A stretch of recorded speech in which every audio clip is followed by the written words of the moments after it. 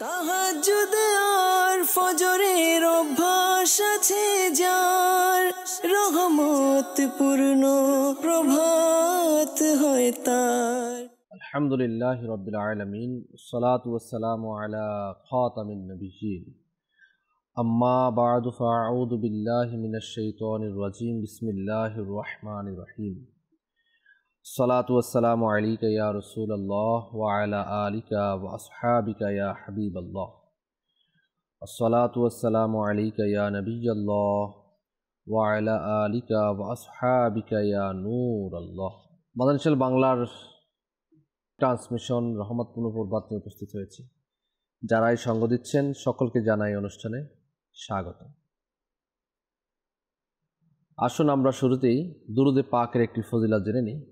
প্রিয় নবী রসুল আরবি হুজুরপুর নূর সাল্লাল্লাহু তাআলা আলাইহি ওয়া আলিহি ওয়াসাল্লাম ইরশাদ করেছেন, তোমরা যেখানেই থাকো আমার প্রতি দুরূদ শরীফ পাঠ করো, কেননা তোমাদের দরুদ আমার নিকট পৌঁছে থাকে। সাল্লু আলাল হাবিব সাল্লাল্লাহু তাআলা আলা মুহাম্মদ সাল্লাল্লাহু তাআলা আলাইহি ওয়া আলিহি ওয়াসাল্লাম। আসুন কোরআনে পাক থেকে তেলাওয়াত আমরা শ্রবণ করেন ইনশাআল্লাহ তাআলা। কালাম শ্রবণ করব, নাত শরীফ শ্রবণ করব ইনশাআল্লাহ তাআলা। আপনাদের কলসও আমরা অনুষ্ঠানের মধ্যে শামিল করব ইনশাআল্লাহ তাআলা। জি শোয়েব ভাই। আউযু বিল্লাহি মিনাশ শাইতানির রাজীম। বিসমিল্লাহির রহমানির রহিম।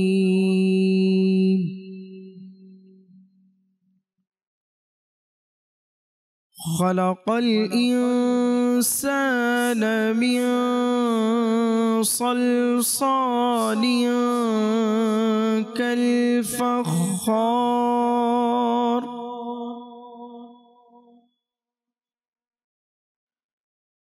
وخلق الجن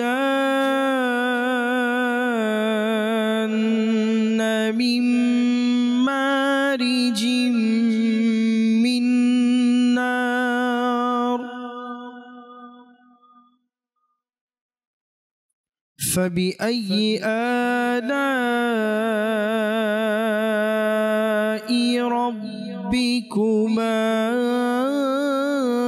تكذبان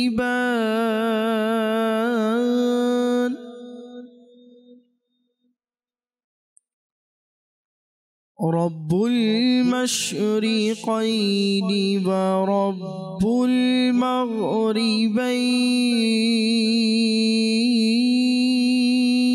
المغربين فبأي آلاء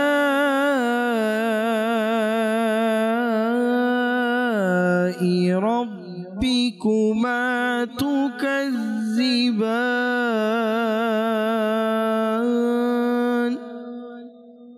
آمنت بالله صدق الله العظيم মাশাআল্লাহ মাশাআল্লাহ মাশাআল্লাহ। দর্শক শ্রোতা, আমরা তেলাওয়াত শ্রবণ করেছি। রহমতপূর্ণ প্রভাত অনুষ্ঠানের সাথে আমরা রয়েছি ইনশাআল্লাহ তাআলা। আজকের আমরা একটি টপিক নিয়েছি। টপিক আমরা জানবো ইনশাআল্লাহ তাআলা। জ্ঞানীদের একটি, যারা বুদ্ধিমান হয়, তো এই বুদ্ধিমানদের মধ্যে যে জিনিসের একটা খাজানা থাকে তা হচ্ছে জ্ঞান, ইলম। আর এই ইলমকে, দ্য নলেজ ইজ পাওয়ার, ইলমকে নূর বলা হয়েছে, রোশনি বলা হয়েছে, আলো বলা হয়েছে। যখন আমরা কোথাও কোনো কাজ করব, কোথাও যাব, অথবা যা কিছুই হোক না কেন, যার মধ্যে ইলম নেই, যার মধ্যে জ্ঞান নেই, সে যেন একটা অন্ধকার ঘরের মতো, আলোহীন কোনো কিছু তার মধ্যে বসবাসরত রয়েছে। এবং যার মধ্যে যথেষ্ট ইলম রয়েছে, জ্ঞান রয়েছে, সে ব্যক্তিটি আলোকিত।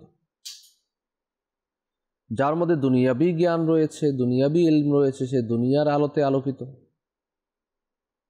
আর যার মধ্যে আখিরাতের জ্ঞান রয়েছে সে দুনিয়ায় আলোকিত, আখিরাতেও আলোকিত। আজকের আমাদের মাঝে উপস্থিত হয়েছেন আমাদের নূর হোসেন ভাই ইনশাআল্লাহ তাআলা। মুবাল্লিগিন থেকে আমরা ইনশাআল্লাহ তাআলা আজকের বিষয় সম্পর্কে জানব। আজকের এই বিষয়গুলো নিয়ে আমরা আলোচনা করব। আসুন আমরা হামদে বারি তাআলা শ্রবণ করি। সাল্লাল্লাহু আলাইকা ইয়া রাসূলুল্লাহ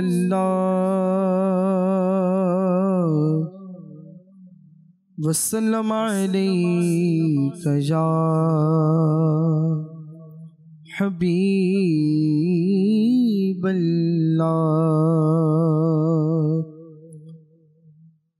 वाह क्या जो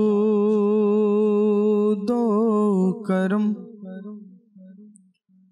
वाह क्या जो दो करम है शहीबत तेरा,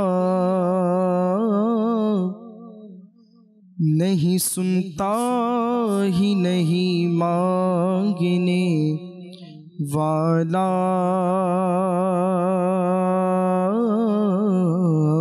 तेरा, नहीं सुनता ही नहीं मांगने वाला तेरा। और कि मैं क्या मेरी सिया की हकीकत कितनी,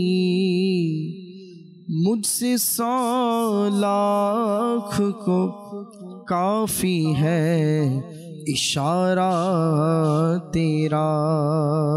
सल्लल्लाहु अलैहि या रसूलल्लाह वसल्लम अलैका या हबीबल्लाह। अल्लाहु अल्लाह अल्लाहु अल्लाह अल्लाहु अल्लाह अल्लाहु अल्लाह। बोलो अल्लाहु अल्लाह अल्लाहु अल्लाह। कहती है ये फूलों की रिदा अल्लाहु अल्लाह अल्लाहु अल्लाह। कहती है ये फूलों की रिदा अल्लाहु अल्लाह। कहती है ये फूलों की रिदा अल्लाहु अल्लाह। अशजार के पत्तों ने कहा अल्लाहु अल्लाह अल्लाहु अल्लाह अल्लाह। बोलो अल्लाहु अल्लाह अल्लाहु अल्लाह। गगन पानी मेघमाला अल्लाहु अल्लाह। गगन पानी मेघमाला अल्लाहु अल्लाह। गगन पानी मेघमाला अल्लाहु अल्लाह। गगन पानी मेघमाला अल्लाहु अल्लाह। पर्वतेरी चूराई चूराई अल्लाहु अल्लाह अल्लाहु अल्लाह अल्लाहु अल्लाह। बोलो अल्लाहु अल्लाह अल्लाहु अल्लाह। बादल ने आसमां पे लिखा अल्लाहु अल्लाह अल्लाहु अल्लाह। बादल ने आसमां पे लिखा अल्लाहु अल्लाह। बादल ने आसमां पे लिखा अल्लाहु अल्लाह।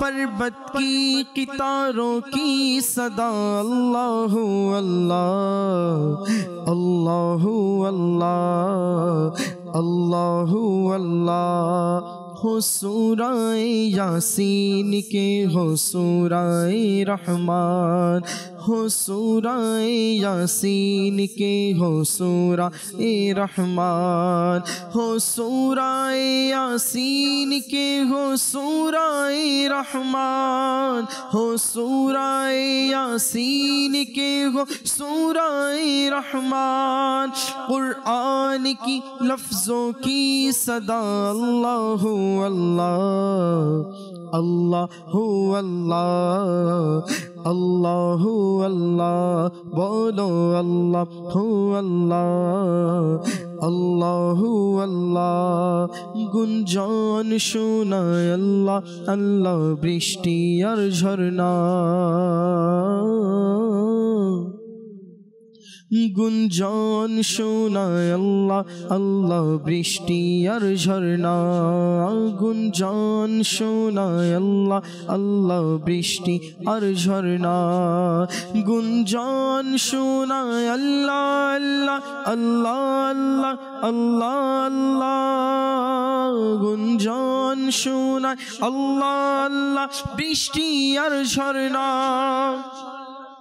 সাগরেরই জোয়ার ভাটায় আল্লাহু আল্লাহ আল্লাহু আল্লাহ আল্লাহু আল্লাহ বলো আল্লাহু আল্লাহ আল্লাহু আল্লাহ পুষ্পকলি গুঞ্জন শোনায় আল্লাহু আল্লাহ আল্লাহু আল্লাহ বৃক্ষরাজির পাতায় পাতায় আল্লাহু আল্লাহ আল্লাহু আল্লাহ মাশাআল্লাহ মাশাআল্লাহ। हमने बारी ताला আল্লাহ পাকের শান ও মান শ্রবণ করেছি। ইনশাআল্লাহ তাআলা আজকে টপিকে ফিরবো। নুর হোসেন ভাই রয়েছেন, আজকের বিষয় জেনেই গিয়েছেন। আজকের বিষয় হচ্ছে ইলম। আলহামদুলিল্লাহি রাব্বিল আলামিন ওয়াসসালাতু ওয়াসসালামু আলা সাইয়্যিদিল মুরসালিন বিসমিল্লাহির রহমানির রহিম। ইলম তথা জ্ঞান এমন একটি বিষয় যেটা বান্দার জন্য তার ইহকাল পরকাল দুটো বিষয়েই গুরুত্ব রাখে। আজকে আমাদের দুনিয়ার মধ্যে যদি দেখি আমরা সাধারণ অর্থে যদি আমরা বলি তাহলে দেখা যাবে যে যে সকল মানুষের জ্ঞান বেশি সে সকল মানুষের সম্মানও কদর বেশি। তো এখন ইলমকে যদি আমরা প্রকারভেদ করি তাহলে দেখব দুই প্রকারভেদের ইলম রয়েছে। এক হচ্ছে পার্থিব ইলম আর দ্বিতীয়ত হচ্ছে দ্বীনি ইলম। এখন বর্তমান বিশ্বে আজকে যে জ্ঞানের পাণ্ডিত্যতা আমরা দেখাই এবং প্রতিযোগিতার মধ্যে আমরা রয়েছি সেটা বেশিরভাগই রয়েছে পার্থিব ইলমের মধ্যে। এখন দুই প্রকার ইলমি যদি আমরা দেখি দুই প্রকার ইলমেরই গুরুত্বপূর্ণতা রয়েছে। এখন একটি থেকে আরেকটি বেশি কতটুকু গুরুত্ব রাখে এটা হচ্ছে দেখার বিষয়। আমরা একটি শিখতে গিয়ে অপরটিকে কি আমরা অবজ্ঞা করব, নাকি দুইটি ইলমিকে আমরা যথাযথ মর্যাদা দিব, না একটি থেকে অপরটিকে বেশি মর্যাদা দিব? জি। যদি একজন মুসলমানের দিকে আমরা দেখি, মুসলমানের দিকে তাকালে আমাদেরকে দেখতে হবে যে পার্থিব ইলম দুনিয়াবি যে ইলম রয়েছে সেটা তার জন্য যতটুকু গুরুত্ব রাখে তার থেকে বেশি গুরুত্ব রাখে তার জন্য ধর্মীয় ইলম, ধর্মীয় জ্ঞান। আজকে ধর্মীয় জ্ঞান এই বিষয়টা যে মুসলমান পিতামাতা তার সন্তানের জন্য যতটুকু ভূমিকা রাখার কথা ছিল আজকে আমাদের সোসাইটিতে সেই ভূমিকা একেবারেই কমে গেছে। ইলম এমন একটা জিনিস যেটা মানুষের বাহ্যিক অভ্যন্তরীণ দুইটা বিষয়কে নূর করে তোলে, অর্থাৎ আলোকিত করে তোলে, সফল করে তোলে। কোরআনুল কারীমের মধ্যে আল্লাহ তাআলা জ্ঞানীদের অর্থাৎ যারা ইলম অর্জনকারী ইনাদের আল্লাহ তাআলা আলোচনা করেছেন, ইনাদের মর্যাদা আল্লাহ তাআলা দিয়েছেন। হাদিসে পাকের মধ্যে আল্লাহ রাসূল সাল্লাল্লাহু আলাইহি সাল্লাম মুসলিম উম্মাহকে ইলম অর্জনের বিষয়ে উৎসাহ প্রদান করেছেন। অসংখ্য হাদিসে মোবারক রয়েছে। শুধু উৎসাহ না, জি, বরং ইসলাম আমাদেরকে নির্দেশ প্রদান করেছেন। এটা ফরজের মধ্যে আমাদেরকে তলাবুল ইলমি ফরিদাতুন আলা কুল্লি মুসলিম। তো এই যে আপনার সকল মুসলিম নর নারীর জন্য ইলম তালাশ করা, তলাবুল ইলমকে তালাশ করার জন্য বলা হয়েছে। আবার বিভিন্ন হাদিসে পাকের মধ্যে, কিতাবের মধ্যে পাওয়া যায়, সুদূর চীন দেশে গিয়ে হলেও তোমরা কি জ্ঞান অর্জন করো। তো এই যে এখানে আপনার এই হাদিসের ব্যাখ্যায় এটাই বলা হয় যে তখন আরব শরীফ থেকে চীন দেশ এটা অনেক দূরের সফর ছিল। তো দূরত্ব বোঝানোর লক্ষ্যেই এই দেশকে বোঝানো হয়েছে যে তোমরা যতটা দূরেই থাকো না কেন তোমরা ইলম অর্জন করো। আমরা ইনশাআল্লাহ তাআলা ইলম অর্জন করব। আর ইলম অর্জন করা কতটুকু জরুরি, ইলম না থাকলে আমরা কোথায় কোথায় কি কাজ করে ফেলি, আমরা কিছুটা হলেও ইন্ডিকেট দেওয়ার একটা ব্যবস্থা করবো ইনশাআল্লাহ তাআলা আজকের অনুষ্ঠানের মধ্যে, যে এই সেক্টরগুলোতে ইলম না থাকার দরুন আমরা এই ভুল করে থাকি। জি, ইহসান কাদরি। আলহামদুলিল্লাহ রাব্বিল আলামিন ওয়াসসালাতু ওয়াসসালামু আলা সাইয়্যিদিল মুরসালিন। আজকে ইলম নিয়ে আলোচনার বিষয়বস্তু রাখা হয়েছে। তো আমরা সকলেই একটা বিষয় জানি, সেটা হচ্ছে শয়তান আমাদের প্রকাশ্য শত্রু। আর শয়তান আমাদেরকে চাইবেই আমরা যেন আল্লাহ তাআলার নাফরমানিতে লিপ্ত হই, ইবাদত বন্দেগী ছেড়ে দেই। আর এই সকল কাজগুলি থেকে সর্বপ্রথম শয়তান যেই বিষয়টা থেকে মানুষকে বেশি বাধা প্রদান করে, আর সেটা হচ্ছে ইলম। ইলম যেন আমরা অর্জন করতে না পারি। আপনি নামাজে যান, শয়তান যতটুকু না আপনাকে বাধা প্রদান করবে, এর থেকে বেশি করবে ইলম অর্জন করার উদ্দেশ্যে যখন আপনি বের হবেন। তো এর জন্য ইলমটাকে অনেক গুরুত্ব দেওয়া হয়েছে ইসলামের মধ্যে। এর জন্যই আল্লাহ তাআলা কুরআনে পাকের মধ্যে সর্বপ্রথম যে আয়াতে পাক নাজিল করেন সেটা হচ্ছে ইকরা, সূরা আলাকের আয়াত, প্রথম আয়াত পড়ুন। 5 আয়াত নাজিল প্রথমেই 5 আয়াত নাজিল করেন, পড়ুন। আল্লাহ তাআলা সর্বপ্রথম এটাই আমাদেরকে শিক্ষা দিয়েছেন যে ইলম অর্জন করার বিষয়, পড়ার বিষয়, স্টাডি করার বিষয়। এখন ইলম, এই জ্ঞান, এটা এমন একটি বৈশিষ্ট্য যেটা মানুষ এবং চতুষ্পদ জানোয়ার জন্তু যারা আছে এদের মধ্যে পার্থক্য একটা বিষয় হচ্ছে কি ইলম। তো মানুষ তখনই মানুষ বলে বিবেচিত হবে, মানুষ তখনই মানুষ বলে শ্রেষ্ঠ আশরাফুল মাখলুকাত তখনই প্রকাশিত হবে যখন তার মধ্যে ইলম দেখা যাবে, জ্ঞান পাওয়া যাবে। তা না হলে মানুষের মধ্যে, প্রাণীদের মধ্যে কোনো পার্থক্য খুঁজে পাওয়া যাবে না। ইমাম গাজ্জালি রহমতুল্লাহ আলাই তিনিও এই বিষয়টি উল্লেখ করেন যে মানুষ তখনই শ্রেষ্ঠ হবে যখন তার মধ্যে জ্ঞান থাকবে, জ্ঞানের বিষয়টা তার মধ্যে পাওয়া যাবে। কোনো এক দার্শনিক তিনিও বলেন যে যার ইলম নেই তার কী বা আছে, সেটা উল্লেখ করেন যে যার ইলম নেই তার কী বা আছে, কিছুই নেই, এর মানে তো তার কিছুই নেই। আর যার ইলম আছে, জ্ঞান আছে, তার কি আর নেই, তার সবই আছে তার মধ্যে। মানে বোঝা যাচ্ছে যে তিনি বলেন যে যার মধ্যে ইলম আছে তার মধ্যে সবই আছে, তার মধ্যে এমন কিছু নাই তার মধ্যে পাওয়া যাবে না, সব কিছুই তার মধ্যে আছে। তো এর জন্য ইসলাম আমাদেরকে যে ইলমে দিন অর্জন করার শিক্ষা দিয়েছে, প্রতিটা নরনারীর জন্য আমরা শুনেছি যে ফরজ বলা হয়েছে। তো এই ফরজ আকীদাগত বিষয়, আমলগত বিষয় যে আমরা ইলম অর্জন করব এটা নয়, শুধু ইলমকে এমনভাবে বিস্তার করা হয়েছে যেমন কুরআনে পাকের মধ্যেও এমন কোথাও নির্দেশ নেই যে ইলম অর্জন করো না। অর্থাৎ আল্লাহ তাআলা থেকে শুরু করে সমস্ত আম্বিয়ায়ে কেরাম, নবী, রাসূল, ফেরেশতা যারা রয়েছে, আল্লাহ যত আসমানি কিতাব রয়েছে, পৃথিবী, ভূমণ্ডল, নবমণ্ডল, গাছপালা, যত জড় পদার্থ আছে, অর্থাৎ প্রত্যেকটা বিষয়ে কিন্তু ইলম অর্জন করতে হবে। এবং এটার ব্যাপারেও কিন্তু আমাদেরকে তারকিব দেওয়া হয়েছে। শুধু এই নয় যে আমরা শুধু ইসলামে যেই ইলমগুলির প্রয়োজন, আকীদাগত ইলম প্রয়োজন, সেটা আমরা স্টাডি করব, এরপরে আমলগত যে ইলমগুলি আমাদের প্রয়োজন সেটা স্টাডি করব, এমনটা নয়। অর্থাৎ ইলমের বিষয়টা অনেক ব্যাপক। আমরা সকল কিছু থেকে ইলমে দিন অর্জন করতে পারি। আমরা যদি সালফে সালিহিন, আইমায়ে মুস্তাহিনদের জীবনী দেখি, সাহাবাদের জীবনী দেখি, আমরা দেখব যে এরা ইলমে দিন অর্জন করার এতটা এদের খোরাক ছিল, ইলমে দিনের প্রতি এতটা তৃষ্ণার্ত ছিল যে সর্বদা এরা, যেমন আসহাবে সুফাদের কথা বলি, সর্বদা এরা পড়ে থাকতো ইলমে দিন অর্জন করার জন্য, শিখার জন্য। তাদের পরিবারের টেনশন ছিল না, তাদের খাওয়া দাওয়ার টেনশন ছিল না। আজকে আমাদের পরিবারের টেনশন হয়, খাওয়া দাওয়ার টেনশন হয়, আমরা কোথায় থাকবো, এই কোনো কিছুই এদের ছিল না। এরা সর্বদা এদের কাজই ছিল ইলম অর্জন করা, নবী পাকের দরবারের মধ্যে পড়ে থাকা।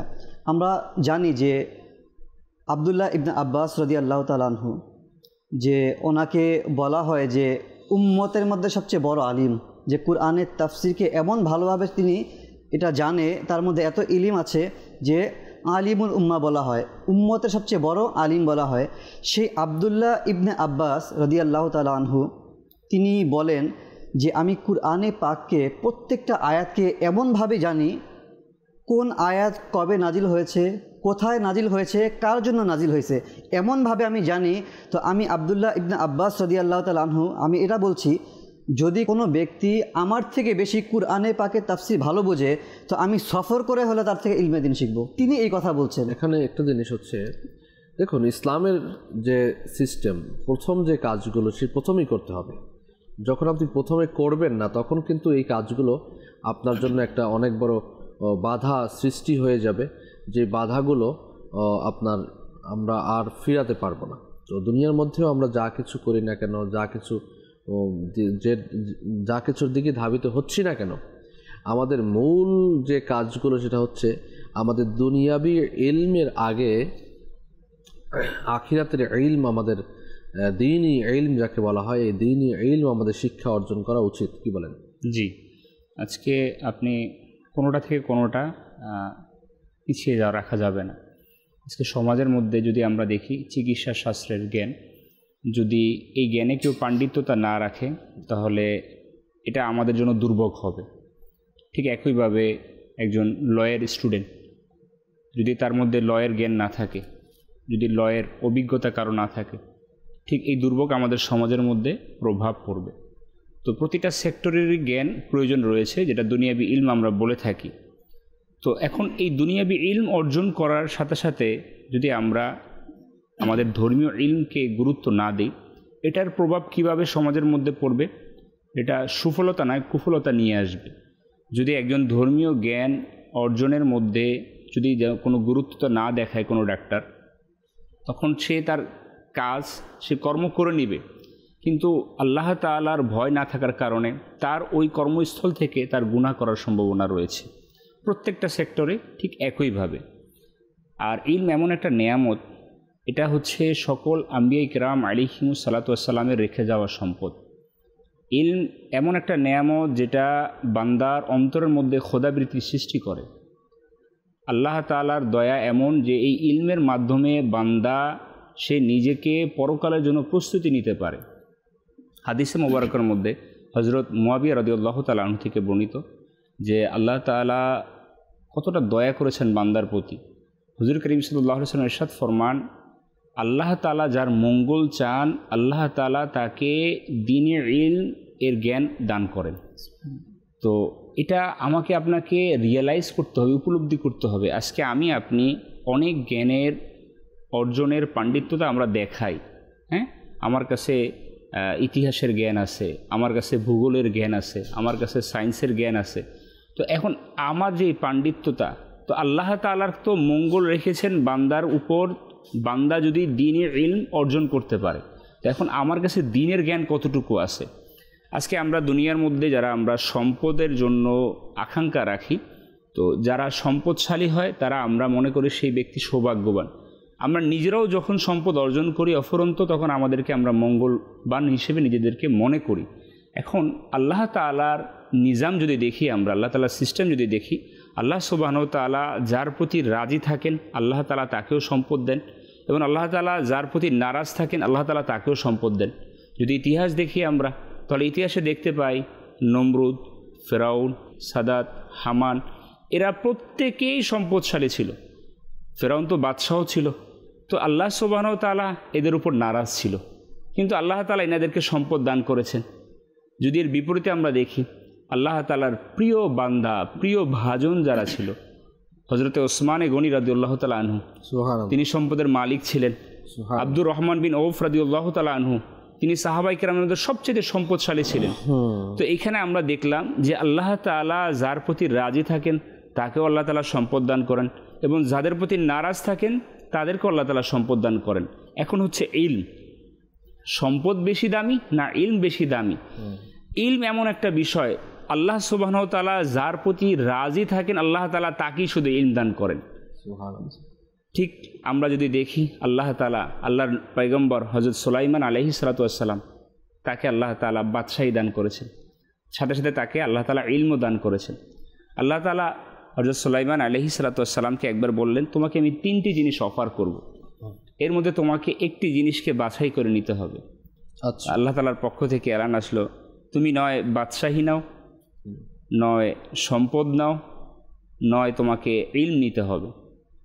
তো সুলাইমান আলাইহিস সালাতু ওয়াস সালাম তিনি আল্লাহ তাআলার দরবারে আরজি করল, আল্লাহ আমাকে ইলম দান করো, সম্পদ, জি জ্ঞান দান করো।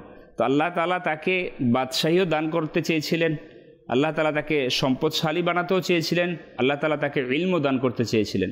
তার মধ্যে থেকে একটি বিষয় তিনি বেছে নিলেন, সেটি হচ্ছে ইলম। তো আল্লাহ তাআলার পক্ষ থেকে এলান আসলো, হে আমার সুলাইমান আলাইহিস সালাতু ওয়াস সালাম, তুমি ইলম চেয়েছো, জ্ঞান চেয়েছো, এটার খুশিতে আমি তোমাকে বাদশাহীও দিলাম, সম্পদও দান করে দিলাম। অর্থাৎ ইলম এমন একটা জিনিস আল্লাহ সুবহানাহু ওয়া তাআলার দরবারে খুবই পছন্দনীয় জিনিস। এখন আমরা দুর্ভাগা যে আমরা এই বিষয়টি থেকে নিজেদেরকে গাফেল রেখেছি, ইলম অর্জন করার থেকে।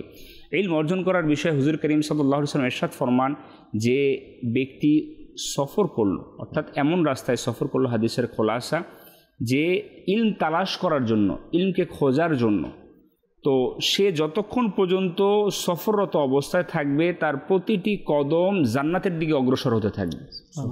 তো ইলম তালাশ করার জন্য আমার যে কদম পড়বে সেটা আমার জান্নাতের দিকে আমাকে ধাবিত করবে। তো এমন বলা হয়েছে যে ইলম তালাশকারী ব্যক্তি এমন, তার জন্য আল্লাহ তাআলার যে মাখলুকাতের মধ্যে, গর্তের মধ্যে যে পিপিলিকা রয়েছে এবং সমুদ্রের মধ্যে যত মাছ রয়েছে, সকল সৃষ্টি তার জন্য মাগফিরাতের দোয়া করতে থাকে। তো ইলম এমন একটা নেয়ামত। আজকে ইলমে দ্বীন যেটার জন্য আমরা আজকে এখানে বিশেষত মাদানী চ্যানেলের দর্শক শ্রোতাকে আমরা বিশেষ করে তারগিব করব, উৎসাহ প্রদান করব। দুনিয়াবি ইলম তো আমরা অর্জন করছি, আজকে আমাদের সন্তানদেরকে আমরা এই বিষয়ে লেগে পড়ে বসেছি, যেভাবে হোক দুনিয়াবি ইলম অর্জন করতে হবে। যখন আমরা দেখি আমাদের সন্তান একটু জ্ঞান অর্জন, অর্থাৎ তার মধ্যে একটু মেধাশক্তি বেশি দেখায়, তখন আমরা মা বাবারা চিন্তা করি এই সন্তানকে আমি ডক্টর বানাবো। যখন আর একটু বেশি দেখি হয়তো আমি চিন্তা করি তাকে আমি ইঞ্জিনিয়ার বানাবো। অর্থাৎ এই সমাজের মধ্যে যতটুকু সম্মানজনক যে পদ রয়েছে, ওই পদে পদস্থ করার জন্য আমরা আমাদের সন্তানকে এই প্রতিযোগিতার মধ্যে লাগিয়ে দিই। বিপরীতে যদি আমরা দেখি আমাদের সন্তান যেগুলো একটু মেধা কম, যেটা পঙ্গু হয়ে যায়, যেটা চোখে একটু কম দেখে, সেটাকে চিন্তা করি এটাকে মাদ্রাসায় ভর্তি করাই দিব, এটাকে মাদ্রাসায় ভর্তি করাই দিব, এটা মাদ্রাসায় থাকবে। আফসোসের বিষয় হচ্ছে ওই মা বাবা যদি জানতো তার সন্তান তার জন্য কাল কিয়ামতের ময়দানে নাজাতের উসিলা হবে, ওই মা বাবা যদি জানতো তার সন্তান তার জন্য সদকায়ে জারিয়া হবে, তাহলে ওই মা বাবা প্রথমত সিদ্ধান্ত নিত আমি আমার সন্তানকে আলিমে দ্বীন বানাবো, আমি আমার সন্তানকে হাফিজে কোরআন বানাবো, কেননা কাল কিয়ামতের ময়দানে হাফিজে কোরআন আমাকে শাফায়াত করবে। তো এই যে আজকে আমাদের মেন্টালিটি, আমাদের চিন্তাধারা, দুনিয়াবি ইলম অর্জন করার প্রতিযোগিতা তো আমরা লেগে পড়েছি, কিন্তু আমাদের যে ধর্মীয় জ্ঞান, দ্বীনি জ্ঞান, এটা থেকে আমরা পিছিয়ে গেছি। একজন খুব সুন্দর কথা বলেছেন, একবার এক কলেজের শিক্ষার্থীরা তারা শেষ করে তাদের প্রতিষ্ঠান থেকে যখন বের হলো, তারা কেউ হয়তো বা গল্পগুজবের মধ্যে ব্যস্ত রয়েছে, কেউ হয়তো বা খেলাধুলার মধ্যে ব্যস্ত রয়েছে। ঠিক ওই মুহূর্তে মুয়াজ্জিন সাহেব মসজিদের মধ্যে আজানের ধ্বনি দেওয়া শুরু করলো, আল্লাহু আকবার আল্লাহু আকবার, এভাবে করে যখন সে হাইয়া আলাস সালাহ হাইয়া আলাল ফালাহ পর্যন্ত পৌঁছলো, তো ওই যে অবস্থানরত ছাত্ররা যারা দুনিয়াবি ইলম অর্জন করার মধ্যে ব্যস্ত, তাদের কানের মধ্যেও কিন্তু আজান পৌঁছেছিল। মুয়াজ্জিন সাহেব কিন্তু তার ধ্বনির মধ্যে আহ্বান করেছিল, আসো কল্যাণের পথে, আসো কল্যাণের দিকে। তো ওইখানে যারা উপস্থিত শিক্ষার্থী ছিল প্রত্যেকেরই কিন্তু লক্ষ্য ভিশন হচ্ছে আমাকে সফল হতে হবে, আমাকে কল্যাণের দিকে যেতে হবে। তাহলে মুয়াজ্জিন সাহেব যখন তাদেরকে সফলতার জন্য ডাকলো, কিন্তু তারা কেউ সেখানে কর্ণপাত করলো না। তাহলে এখন আমার কাছে, মাদানী চ্যানেলের কাছে প্রশ্ন, দর্শক শ্রোতাদের কাছে যারা আজকে দুনিয়াবি ইলম নিয়ে ব্যস্ত, ওই ইলম, যেই ইলম আপনাকে আল্লাহ তাআলার ঘর পর্যন্ত পৌঁছালো না, মসজিদ পর্যন্ত আমাকে নিল না, তাহলে ওই ইলমের কতটুকু গুরুত্বতা রাখে? যে ইলম আমাকে আপনাকে আল্লাহ তাআলার কুদরতি কদমে আমার আপনার কপাল পেশানিকে সেজদার মধ্যে নিতে পারলো না, ওই ইলম আমার আপনার জন্য কতটুকু গুরুত্ব রাখে। তো এখানে বুঝতে হবে যে শুধুমাত্র দুনিয়াবি জ্ঞান অর্জন করা এটা আমার জন্য কল্যাণ নিয়ে আসবে না। দুনিয়াবি জ্ঞানের অর্জনের সাথে সাথে আমাকে দ্বীনি ইলম, দ্বীনি জ্ঞান আমাকে অর্জন করতে হবে। যখন ওই শিক্ষার্থী, যে হোক ডক্টর, যে হোক ইঞ্জিনিয়ার, যে হোক স্কলারশিপ নেওয়া একজন ছাত্র, সে তার মধ্যে যদি এইটা থাকে, আমার এখন মালিক আমাকে আহ্বান করছে তার ইবাদতের দিকে, তখন তার ওই ইলম তাকে মসজিদ পর্যন্ত নিয়ে যাবে। তো এখন আমার মা বাবা যারা রয়েছে, আমরা যারা দায়িত্বশীল রয়েছি, আমাদের এটা বুঝতে হবে যে আমরা আমাদের সন্তানকে দুনিয়াবি ইলম তো অর্জন করাবো, কিন্তু তার থেকে আমরা বেশি গুরুত্ব দিব দ্বীনি ইলম, ধর্মীয় ইলমের প্রতি শেখানোর জন্য আমরা বেশি গুরুত্ব দিব। মাশাআল্লাহ। কেননা এই দ্বীনি ইলমই আমাদেরকে দুনিয়াতেও উপকার করবে এবং আখিরাতে তো উপকার করবে ইনশাআল্লাহ তাআলা। দর্শকদের কিছু কল রয়েছে, আমরা কল শ্রবণ করব, কালামও শ্রবণ করবো ইনশাআল্লাহ তাআলা। যে কল চালিয়ে দিন। আমবাড়িয়া থেকে বলছি। মাদানী চ্যানেলটা আমার খুবই প্রিয়, আর আমি নিয়মিত মাদানী দেখতেও চেষ্টা করি। সবচেয়ে বড় জিনিস হচ্ছে মাদানী চ্যানেল দ্বারা আমরা যেভাবে উপকৃত হচ্ছি, বিশেষ করে আমার ফ্যামিলি অনেক উপকৃত হচ্ছে মাশাআল্লাহ, আলহামদুলিল্লাহ। মাদানী চ্যানেলের সকল দর্শক এবং সবাইকে মোবারকবাদ। মাশাআল্লাহ, দেখুন আরো উপকৃত হতে থাকুন। নেক্সট। আমার নাম মেহেদা হাসান ওয়ালিদ, আমি কলকাতা খারাপ পাড়া থেকে। মাদ্রাসা আমার খুব ভালো লাগে, আমি সবসময় মাদ্রাসা দেখি। আমি একটু গজল শুনতে চাই। মদিনা দূরে যাবো কেমন দূরে। প্রিয় মদিনা দূরে যাবো কেমন করে। নেক্সট। আমার নাম মোহাম্মদ কাউসার। আমার কাছে অনেক ভালো লাগে মাদানী চ্যানেলটা। দোয়া করবেন যাতে আমি সবসময় দেখতে পারি, আপনাদের রিয়াজে চলতে পারি। আচ্ছা, ইনশাআল্লাহ। ইনশাআল্লাহ। জি শোয়েব ভাই, কালাম আজকের কি শোনাবেন?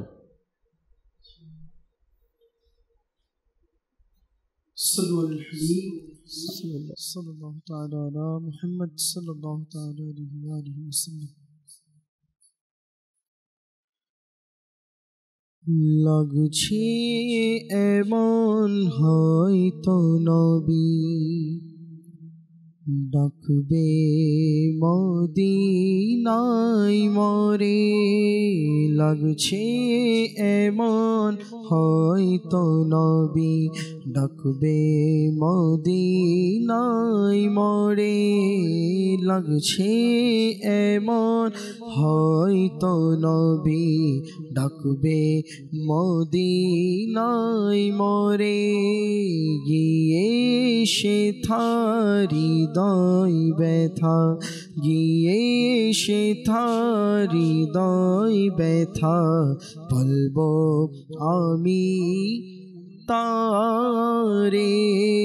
গিয়ে সে হৃদয় ব্যথা দেখাবো আমি তারে। তিনি যদি চান দিবেন মন দয়ার নজর মোর পানে। তিনি যদি চান দিবেন মন দয়ার নজর মোর পানে।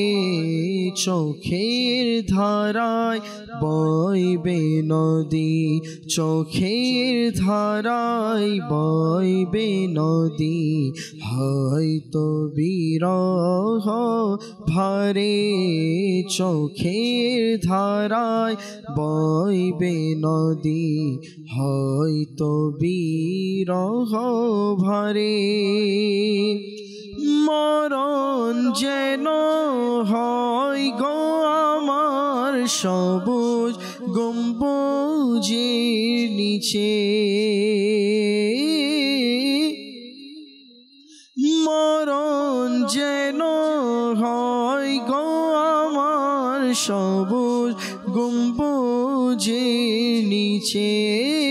মরণ যেন হয় গো আমার সবুজ গম্বুজের নিচে।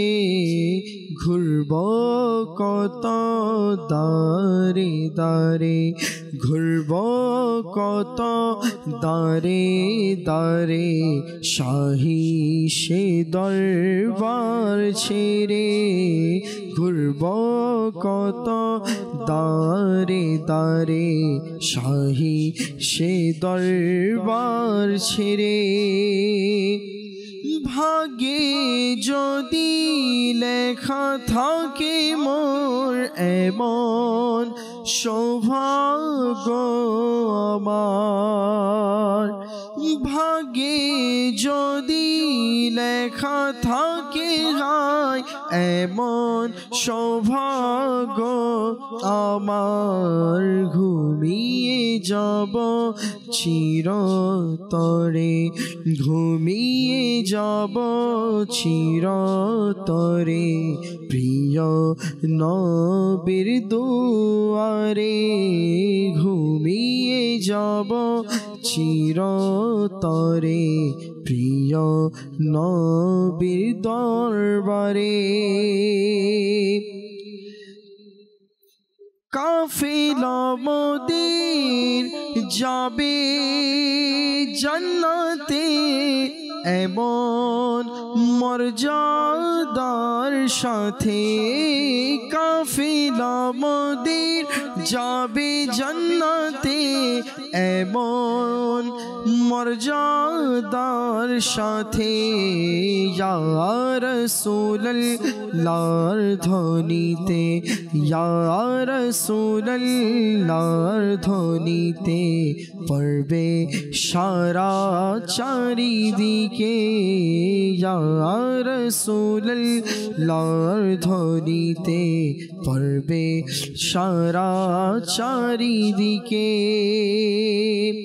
হাসরের মাঠে নিজেকে আমি রাখব ধরে কেমনে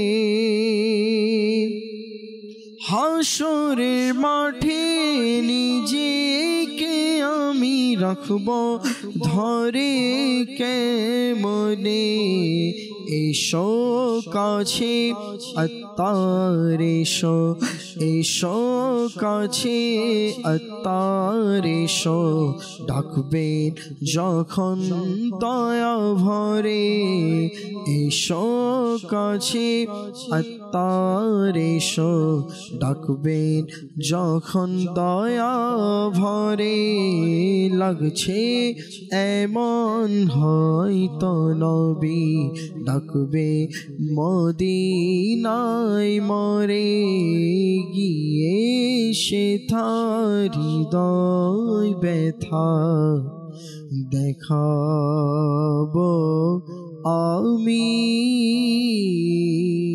তারে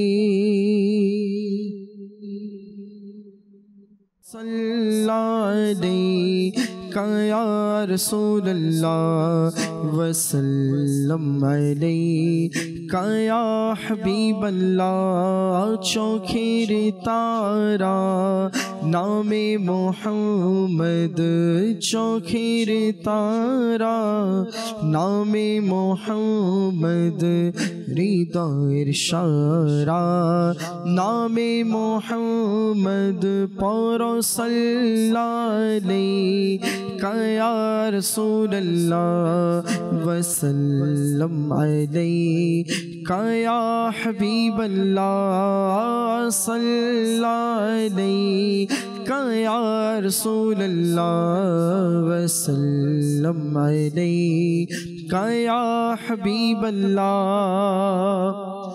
दौलत जदी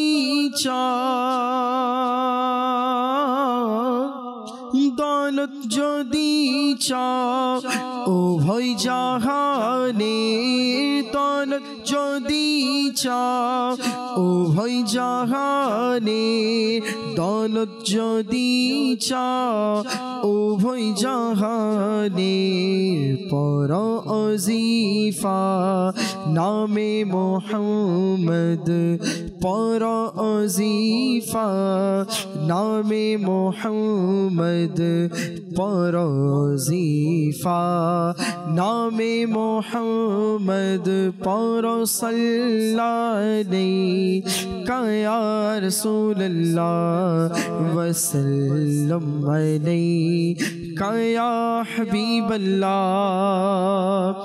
रखबे कबरे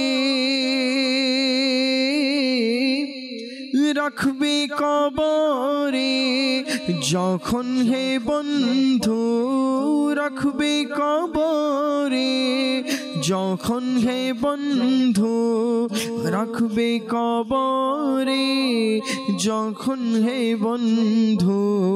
শোনায় মোরে নামে মোহাম্মদ, শোনায় মোরে নামে মোহাম্মদ, শোনায় মোরে নামে মোহাম্মদ পর সাল্লাল্লাহু या रसूल अल्लाह वसल्लम अलैका या हबीब अल्लाह सल्लल्लाहु अलैका या रसूल अल्लाह वसल्लम अलैका या हबीब अल्लाह वसल्लम अलैका या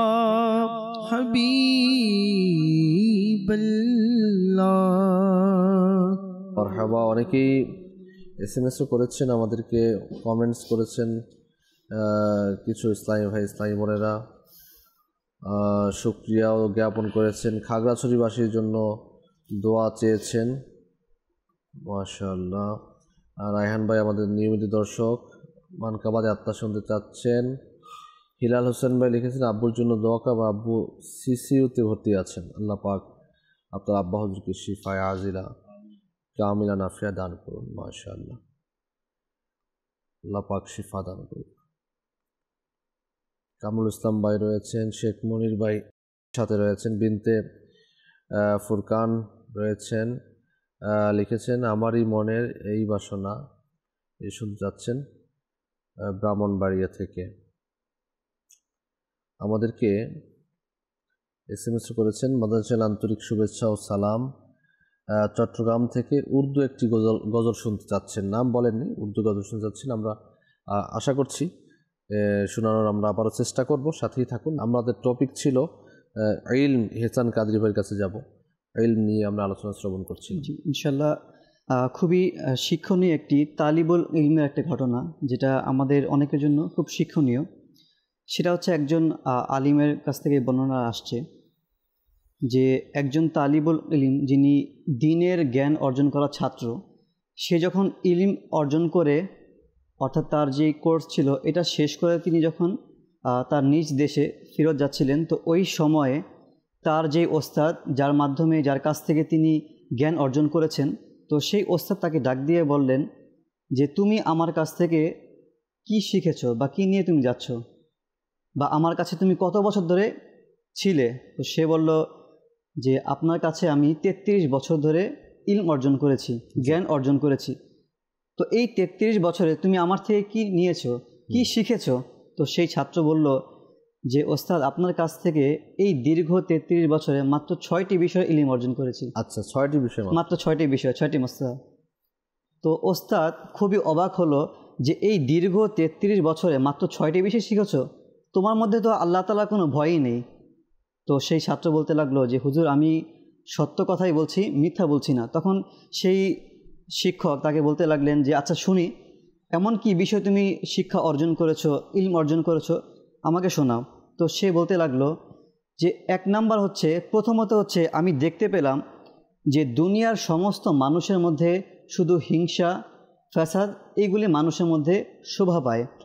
কিন্তু আমি যখন কুরআনে পাক থেকে আপনার মাধ্যমে এই বিষয়ে ইলম শিখতে পেরেছি, যেমন কুরআনে পাকে সূরা হিজরের 47 নং আয়াতে আল্লাহ তাআলা ইরশাদ করেন, এবং আমি তাদের বক্ষসমূহের মধ্যে যা কিছু হিংসা বিদ্বেষ ছিল সবই টেনে বের করে নিয়েছি। পরস্পর ভাই ভাই আসনসমূহের উপর মুখোমুখি হয়ে বসবে, যখন আমি এই বিষয়ে ইলম অর্জন করেছি কুরআনে পাক থেকে, তখন আমার মনের মধ্যেও যে হিংসা নামক যে রোগ ছিল সেটা কি দূর করে আমি ফেলেছি। এবং নাম্বার 2, তিনি বলতে লাগলেন যে আমি যখন দেখলাম যে দুনিয়ার প্রত্যেকে একজন করে খাস বন্ধু গ্রহণ করে, আমিও একজন বন্ধু খুঁজতে লাগলাম, কিন্তু দেখলাম সেই বন্ধুও এক সময় আলাদা হয়ে যাবে, কারণ মৃত্যুর সময় কারো বন্ধুই সাথে যায় না, একমাত্র তার আমলই তার সাথে যায়। তাই আমি নিজের মধ্যে এই ডিসিশন নিলাম যে আমি একমাত্র যদি কাউকে বন্ধু হিসেবে বানাতে চাই, একমাত্র কারো যদি আমি সাথী হিসেবে গ্রহণ করতে চাই, তাহলে আমি নিজ আমলকে অর্থাৎ নেক আমলকেই বন্ধু হিসাবে আমি বেছে নিব। এই বিষয়ে আমি ইলম অর্জন করেছি আপনার কাছ থেকে। তখন ওস্তাদ বলল, খুবই ভালো কাজ করেছো। এবং তৃতীয় যে বিষয়টি আমি আপনার থেকে ইলম অর্জন করেছি, তিনি বলল যে আমি দুনিয়ার মানুষের মধ্যে দৃষ্টি দিয়ে দেখলাম তাদের প্রত্যেকেই এমন কোনো জিনিস আছে যা লুকিয়ে রাখতে চায়, কিন্তু আমি এই জিনিসটি ভাবতে লাগলাম যে দুনিয়াতে যে কোনো বিষয় আমি লুকিয়ে রাখি না কেন, দুনিয়াতে যত চোর ডাকাত রয়েছে সেই লুকায়িত জিনিসগুলোই কিন্তু একসময় সে নিয়ে যাবে, চুরি হয়ে যাওয়ার সম্ভাবনা থাকবে।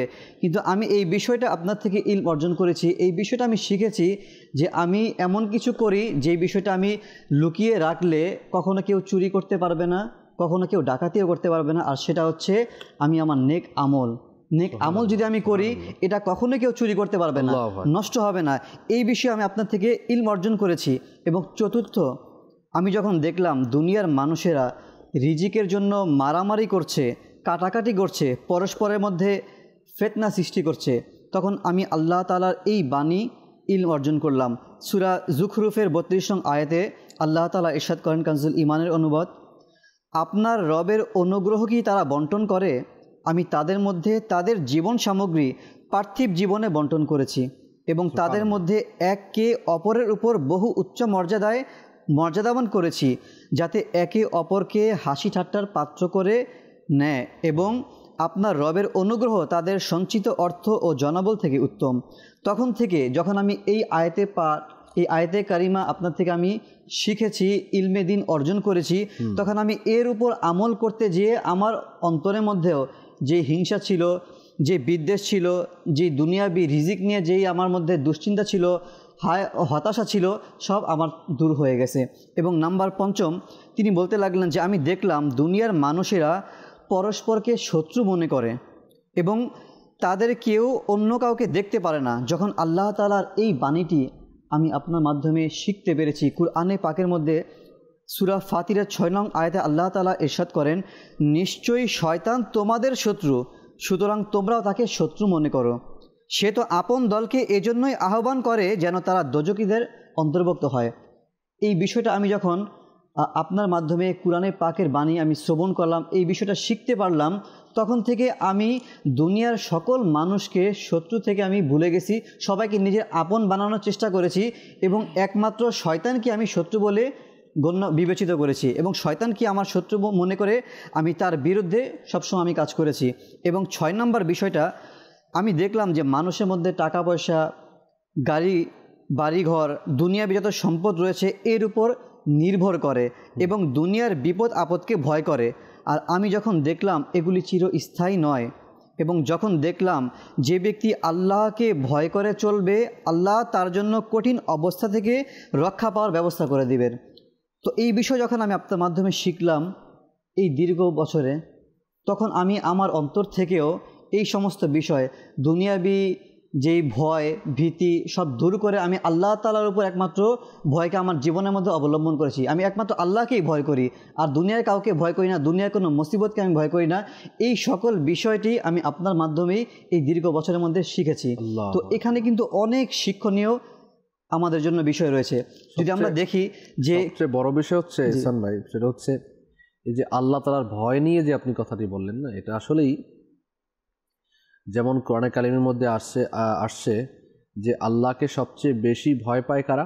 যারা বেশি আল্লাহকে চিনতে পারে, যার মধ্যে ইলম আছে, ওলামায়ে কেরামের কথা বলা হয়েছে যে ওলামায়ে কেরামগণই আল্লাহকে বেশি ভয় করেন।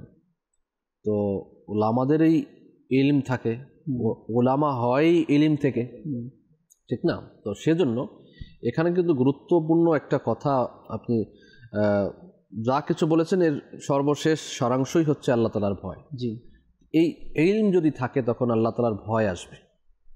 ইলম যদি থাকে তাহলে কেউ আপনার খারাপ কাজের দিকে নিজেকে ধাবিত করতে পারে না। ইলম যদি থাকে তখন কেউ আপনার নিজেকে আত্মহনন করতে পারে না, তার ইলম থাকে। অনেকে আপনি দেখবেন বলতে শোনা যায় যদি মহাপাপ না হতো নিজেকে নিজে আত্মহনন করে দিতাম, তো সে তার ইলম রয়েছে, এটা মহাপাপ। অর্থাৎ নিজেকে ওভারকাম করতে পারলো এই মহাপাপকে আপনার ইলমের কারণে। অর্থাৎ ইলমের মাধ্যমে একটা মানুষ প্রত্যেকটা গুনাহ থেকে বেঁচে থাকতে পারবে। বেঁচে থাকে। আমি মিথ্যা বলতে যাব তখন আমার ইলম আমাকে বাধা দিবে যে মিথ্যা বলা মহাপাপ। আমি যখনই একটি হারাম দৃষ্টির দিকে নজর দিব বা দেওয়ার ইচ্ছা জাগবে তখনই আমার ইলম বাধা দিবে। আশেপাশে অনেক কেউ নেই, আমি একা, আমাকে বাধা দেওয়ার কেউ নেই, কিন্তু একজন আছে, একটি বিষয় আছে, সেটা হচ্ছে আমার জ্ঞান। এই জ্ঞানই আমাকে বাধা দিবে।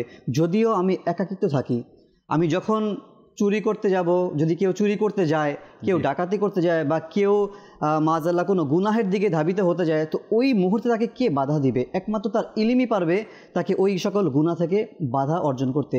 তো এর জন্য আমাদেরকে ইলমে দ্বীন, আচ্ছা এই ইলমটা হচ্ছে দুনিয়াবি ইলমের কথা না। এই যে আলোচনা করা হচ্ছে যে আল্লাহর ভয় সৃষ্টি হবে দুনিয়াবি, হ্যাঁ দ্বীনি ইলমের কথা। এখন যদি কেউ বলে আমি তো স্কুলে পড়বো, কলেজ ইউনিভার্সিটি পড়বো, তাহলে তার মধ্যে সে 50 বছর পড়লেও কারোর মধ্যে খৌফে খোদা সৃষ্টি হবে না। কেউ যদি সারা জীবন দুনিয়াবি ইলম যত ডিগ্রি অর্জনই করুক না কেন, তার মধ্যে নবী পাক সাল্লাল্লাহু আলাইহি ওয়াসাল্লামের মহব্বত সৃষ্টি হবে না। একমাত্র দ্বীনি ইলমের মধ্যে তা পাওয়া যাবে। আজকে দেখেন অসংখ্য যারা দুনিয়াবি ইলম অর্জন করছে, এদের আজকে দেখবেন যে মাযাল্লাহ আজকে এরা এত এত ডিগ্রি অর্জন করেছে, শুধু বাংলাদেশ না অনেক দেশও সফর করছে। আমরা শুনেছি সাহাবাইদের ঘটনা, আউলিয়া কিরামের ঘটনা, এরা ইলমে দ্বীনের জন্য সফর করেছে, এক দেশ থেকে দ্বীনি ইলম শেখার জন্য, দ্বীনি ইলমের জন্য সফর করেছে। আজকে আমরা করছি দুনিয়াবি ইলমের জন্য সফর তারাও করছে, আমরাও করছি। পার্থক্য এখানে তারা দ্বীনি ইলমের জন্য করছে, আমরা দুনিয়াবি ইলমের জন্য করছি। এখন অ্যাডভোকেটের একটা ঘটনা বাংলাদেশেরই, তো তার বাবা ইন্তেকাল করেছে, তো সকলের জানাজার মধ্যে শরিক হয়েছে। এখন সেও জানাজার মধ্যে দাঁড়িয়ে আছে, জানাজার মধ্যে দাঁড়িয়ে যখন জানাজা নামাজ শুরু হবে, এখনও শুরু হয়নি, ওই মুহূর্তে সে কান্না করছে। তো কেউ একজন জিজ্ঞাসা করলো আপনার কান্নার কারণ কি? সে বলল আজকে আমার পিতার ইন্তেকাল হয়েছে, আজকে আমি জানাজার নামাজে দাঁড়িয়েছি, কিন্তু হায় আমার এটা জানা নেই যে কিভাবে জানাজার নামাজ পড়তে হবে। আজকে অসংখ্য আমরা দেখব যারা দুনিয়াবি পড়াশোনায় শিক্ষিত হয়েছে, আজকে জানাজার নামাজ তো এটা তো দূরের কথা, ফরজ যে নামাজ সেটারও ইলম নাই। জি, মা বাবার এখানে অনেক বড় ভূমিকা রয়েছে হোসেন ভাই।